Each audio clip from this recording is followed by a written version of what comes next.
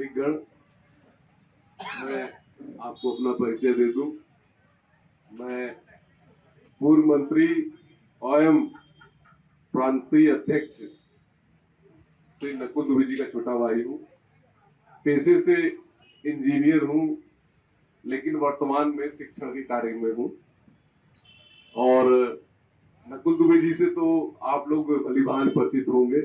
ये गोयला और अमराई गांव, चिन्हट, ये सब एरिया हम लोग 2007 से लेकर 2012 तक दिन रात यहाँ पे सेवा करने में हम लोगों ने अपना समय व्यतीत किया था। और आपसे एक छोटी सी घटना प्रारंभ करके बस 5 मिनट आपका समय लूंगा, क्योंकि आप सभी लोग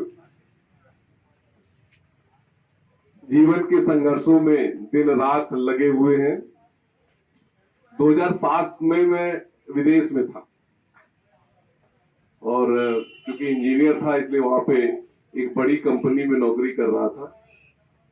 एकाएक दिन मुझे, अप्रैल की बात है, अप्रैल मई की, 25 अप्रैल की, माननीय मंत्री जी नकुल दुबे जी का फोन आता है कि अरे कहाँ हो तुम। मैंने कहा आपको तो पता ही है मैं यहाँ पे सर्विस कर रहा हूँ।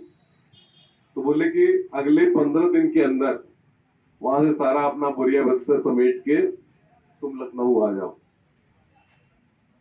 मैंने भी कुछ नहीं पूछा क्यों कैसे, और 1 अगस्त को फिर से यहाँ लखनऊ की धरती पे आ गया।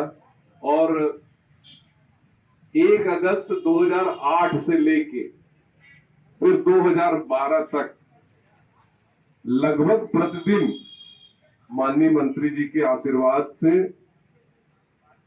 रोज बक्सी तालाब के क्षेत्र में हम लोग भ्रमण करते थे और जगह जगह पे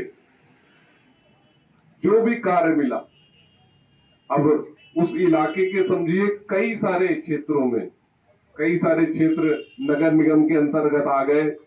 हम लोग का उस समय जब प्रधानी से सभासदी में जब क्षेत्र परिवर्तित हो रहे थे, लगभग 14 क्षेत्र थे ऐसे जो कि प्रधानी से सभासदी में परिवर्तित हो रहे थे। 14 क्षेत्रों को नगरीय निकाय में सम्मिलित होना था। बाहरी विरोध हुआ कि अरे प्रधानी हमारी चली जाई, हम इतने 14 साल 3 बार से प्रधान है, 4 बार से प्रधान है। लेकिन माननीय मंत्री जी ने सबको यही दिलासा दिया था कि एक बार क्षेत्र को नगरीय निकाय में आने दीजिए, जितना बजट, जितना विकास होगा आप लोग कभी शिकायत नहीं करेंगे। और हुआ भी ऐसा, जब जैसे ही नगरीय निकाय क्षेत्र बना, एकदम से जो जमीनें 50 रुपए स्क्वायर फीट थी वो 250, 300, 500 और आज की डेट में 1000 रुपए स्क्वायर फीट। मेरा कहने का तात्पर्य है कि विकास की सोच होनी चाहिए। अगर हमारे आपके बीच में अमन चैन नहीं है, भाईचारा नहीं है, आपस में प्रेम मोहब्बत नहीं है, हम रोज सुबेरे उठते हैं तो क्या सोचते हैं कि यार कहीं कुछ लड़ाई झगड़ा तो ना हो जाएगा, कहीं कोई हमारे जाति, हमारे नाम के आधार पे हमको किनारे तो नहीं कर देगा। अगर इस तरह का माहौल रहेगा तो क्या हम कभी आपस में